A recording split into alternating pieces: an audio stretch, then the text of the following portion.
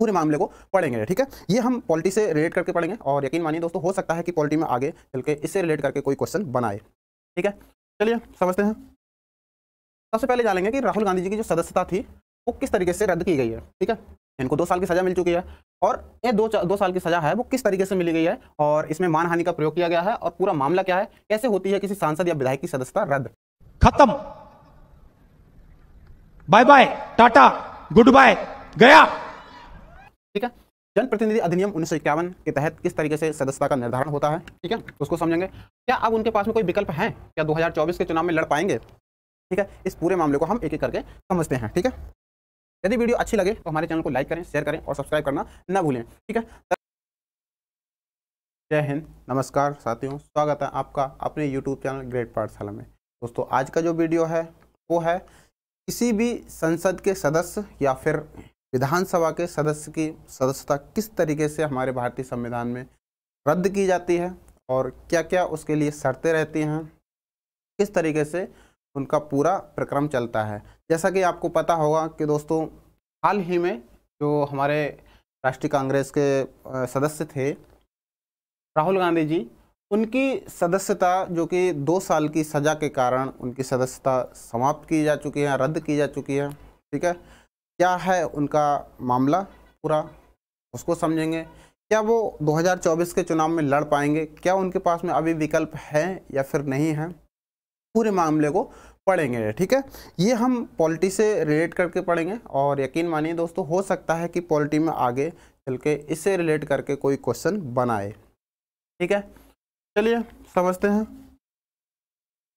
सबसे पहले जानेंगे कि राहुल गांधी जी की जो सदस्यता थी वो किस तरीके से रद्द की गई है। ठीक है, इनको 2 साल की सज़ा मिल चुकी है और ये दो साल की सज़ा है वो किस तरीके से मिली गई है और इसमें मानहानि का प्रयोग किया गया है और पूरा मामला क्या है, कैसे होती है किसी सांसद या विधायक की सदस्यता रद्द।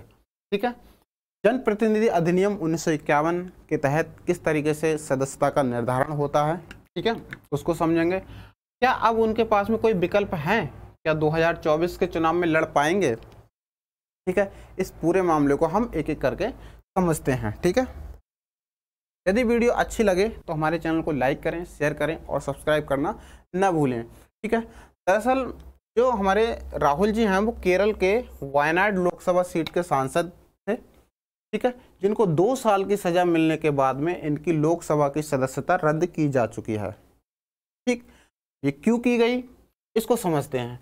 2 साल की जो सज़ा है उसको आईपीसी की धारा 499 और 500 को टारगेट करके सूरत कोर्ट ने ये फैसला सुनाया है। ठीक है, सूरत की एक अदालत ने 4 साल पहले एक आपराधिक मामला मानहानि के केस में इनको 2 साल की सज़ा दी गई। हालांकि इनको 15,000 का जुर्माना देकर 30 दिनों के लिए यह सज़ा का स्थगन किया गया। ठीक है, जिससे कि राहुल गांधी के पास में जो ऊपरी अदालत है उनमें अपील करने के लिए वक्त दिया गया।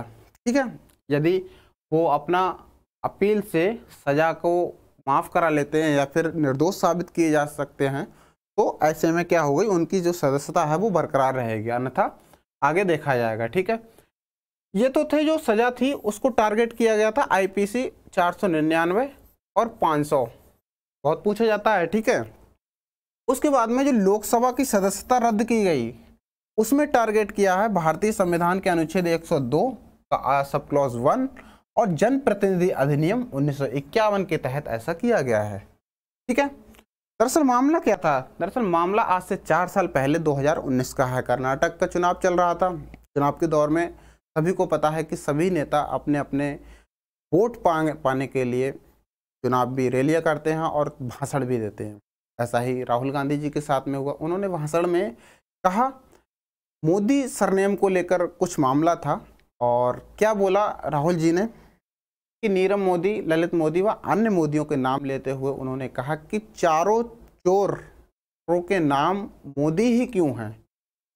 ऐसे इस मामले को लेकर उनके खिलाफ में एक मामला दर्ज किया गया गुजरात में। ठीक है, उस अदालत ने 2 साल की इनको उसी फैसले को सुनाते हुए 2 साल की सज़ा उनको सुनाई। ठीक है, और आज की ही बात है, इनका जो ऑफिशियल नोटिस आया था लोकसभा का उसमें इनकी जो लोकसभा सदस्य थे उनको हटा दिया, यानी कि लोकसभा सदस्यता इनकी रद्द की गई है। ठीक है, इससे पहले मैं बात करूं 2013 की।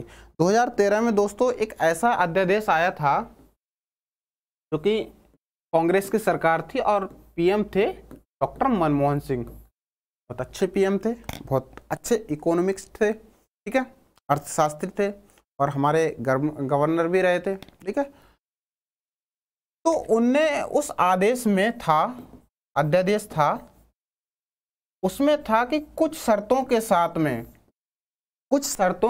में यदि ऐसी चीजें होती हैं, यानी कि जो सदस्यता का रद्द होना होता है, तो कुछ शर्तों के साथ में संसद या फिर विधानसभा का सदस्य है वो बना रहा जा सकता है। ठीक है, यदि ऐसी उनके जो लोकसभा की या फिर विधानसभा सदस्य की सदस्यता रद्द की जाती है, तो उस अध्यादेश में था कि कुछ जो शर्तें हैं उनके साथ में वह अपने पद पर, यानी कि संसद का सदस्य या फिर विधानसभा का सदस्य रह सकता है, लेकिन कुछ शर्तों के साथ में। हालांकि राहुल जी ने इस अध्यादेश को बेतुका कह के इनको उसको बोला कि ये अध्यादेश बेकार है और इसको फाड़ देना चाहिए, ऐसा इन्होंने बोल दिया। बोला कि हम भ्रष्टाचार के खिलाफ लड़ रहे हैं और ऐसा हमको कतई नहीं, मतलब ये अध्यादेश है वो बेतुका है, बेकार है, इसको फाड़ देना चाहिए, ऐसा कह के इन्होंने छोड़ दिया। हालांकि वो मामला दूसरा है।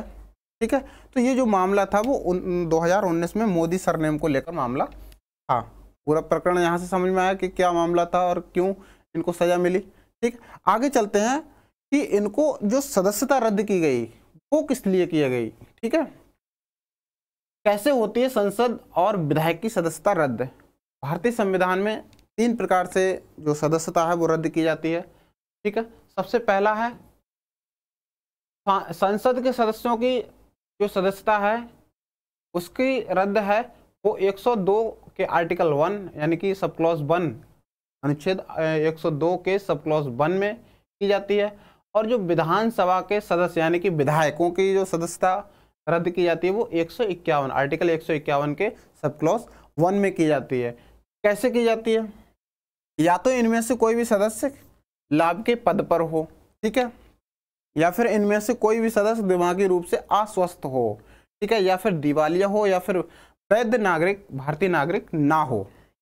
ऐसी स्थिति में इनकी सदस्यता रद्द की जाएगी। ठीक है, दूसरा है भारतीय संविधान की जो शेड्यूल नंबर 10 है उसमें बोला गया है कि दल बदल के आधार पर सदस्यों को अयोग्य ठहराया जा सकता है, यानी कि उनकी सदस्यता रद्द की जा सकती है। अब तीसरा है जो कि हमको पढ़ना है, क्योंकि राहुल गांधी के केस में जनप्रतिनिधि अधिनियम 1951 और 102 के सब क्लॉज 1 को आधार बनाया गया है। ठीक है, तो इसको पढ़ना हमको जरूरी है। ठीक है, जनप्रतिनिधि अधिनियम 1951 के तहत भी जो संसद हैं या फिर विधानसभा के जो विधायक हैं उनकी सदस्यता का निर्धारण किया जाता है। ठीक है, इसको समझते हैं। इसमें 4 आर्टिकल हैं, सॉरी धारा हैं। जनप्रतिनिधि अधिनियम 1951 किस तरीके से सदस्यता का निर्धारण करता है। ठीक है, आर्टिकल 8 है, धारा नंबर 8, धारा नंबर 9, धारा नंबर 10, धारा नंबर 11। 8 को मैंने बाद में लिया है क्योंकि हमें जो और हाईलाइट किया है 8 को, क्योंकि जो मामला है वो राहुल गांधी का वो धारा नंबर 8 से ही जुड़ा हुआ है। धारा नंबर 9 क्या कहती है कि यदि कोई संसद या फिर विधायक भ्रष्टाचार के मामले में फंसा है, जैसे कि सरकार के साथ में यदि कोई समझौता कर लेता है कोई भी संसद का सदस्य या फिर विधानसभा का सदस्य, तो ऐसी स्थिति में उसकी सदस्यता रद्द कर दी जाएगी। धारा 8 बोलती है कि चुनावी खर्चे का लेखा जोखा यदि प्रस्तुत नहीं कर पाता है कोई भी संसद का सदस्य या फिर विधानसभा का सदस्य, तो ऐसी स्थिति में उसकी सदस्यता रद्द कर दी जाएगी। ठीक है, धारा नंबर 11 बोलती है कि भ्रष्टाचार के मामला यदि आता है उसके खिलाफ में, तो ऐसी स्थिति में उसकी सदस्यता रद्द कर दी जाएगी। सबसे इंपॉर्टेंट धारा नंबर 8, धारा नंबर 8 में भी धारा नंबर 8 का सब क्लॉज 1 कहता है कि 2 समूहों के बीच में यदि कोई संसद का सदस्य या फिर विधानसभा का सदस्य दुश्मनी को बढ़ावा दे रहा है या फिर रिश्वत ले रहा है या फिर चुनाव में अपने प्रभाव का गलत इस्तेमाल कर रहा है, तो ऐसे में उसकी सदस्यता जो है वो रद्द की जा सकती है। ठीक है, हालांकि इसमें मानहानि का केस नहीं आता है। इसका मतलब क्या हुआ, मानहानि का केस जब आता है तो उसमें 499 और 500 आईपीसी की धारा 499 और 500 को आधार बनाया गया राहुल गांधी केस में।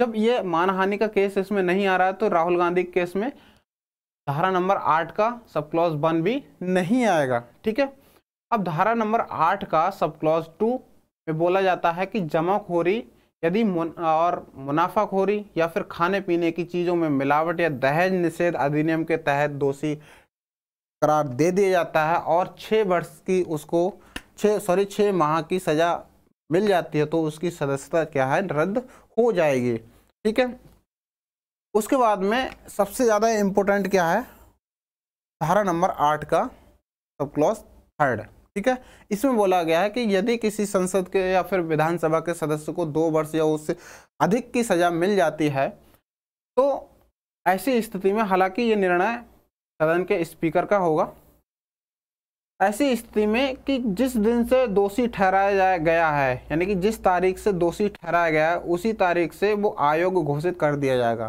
कहने का मतलब है कि जो दोषी है, दोषी ठहराया गया है जिस तारीख से, यानी कि आज की डेट से यदि कोई संसद का या फिर विधानसभा का सदस्य दोषी ठहराया गया है तो आयोग उसी दिन से, उसी तारीख से हो जाएगा। ठीक है, और रिहाई के 6 साल तक वह आयोग रहेगा। इसका मतलब क्या है कि राहुल जी को यदि जो अपील नहीं कर पाते हैं या फिर अपील करते भी हैं तो ऊपरी अदालत है वो भी सज़ा दे देती हैं। ऐसी स्थिति में क्या होगा कि 6 साल तक, यानी कि 2024 और 2029 का चुनाव जो है वो नहीं लड़ पाएंगे। ठीक है, आगे चलेंगे। अब उनके पास में क्या विकल्प हैं, उनके पास में कुछ ही विकल्प बचते हैं, जैसे कि या तो वो अपीलीय न्यायालय में जाएं और अपीलीय न्यायालय उनको क्या करे कि सजा पर रोक लगा दे। हालांकि सजा पर रोक लगाना ही एक समाधान नहीं हो जाएगा, उस सजा पर रोक भी लगेगी और इनको वरी भी किया जाएगा, इनको निर्दोष भी साबित किया जाएगा, तब इनकी जो सदस्यता है वो वापस मिल सकती है और 2024 और 2029 यानी कि आगे के चुनाव जो है वो लड़ पाएंगे। ठीक है, या फिर निम्न अदालत के सुनाए फैसले को पलट दे। जिस अदालत ने फैसला सुनाया है वो अदालत के फैसले अपीलीय अदालत क्या करे, फैसला पलट दे। ठीक है, या फिर CRPC यानी कि क्रिमिनल प्रोसीजर कोड 389 के तहत अपीलीय न्यायालय अपीलीय मामले के लंबित रहने तक सजा लंबित रहने दे। कहने का मतलब यह है कि यदि इन्होंने अपील किया किसी न्यायालय में और उस न्यायालय ने जो अपील का मामला है उसको लंबित रहने तक, यानी कि फैसला ना आने तक सजा इनकी माफ रखी। ऐसी स्थिति में यदि 2024 का चुनाव आ जाता है और इनका मामला चल ही रहा है किसी कोर्ट में, हाई कोर्ट या फिर सुप्रीम कोर्ट में, और फैसला नहीं आया है, तो ऐसी स्थिति में एविजियत सदस्य रह सकते हैं। ठीक है, तो पूरा मामला ये था राहुल गांधी जी के केस में और हमने इसको पॉलिटी से जोड़ के पढ़ा। उम्मीद करता हूँ ये वीडियो पसंद आई होगी और पूरा का पूरा मामला आपको समझ में आया होगा। यदि वीडियो आपको अच्छी लगी हो तो हमारे चैनल को लाइक करें, शेयर करें और सब्सक्राइब करना नहीं भूलिएगा। जय हिंद, जय भारत।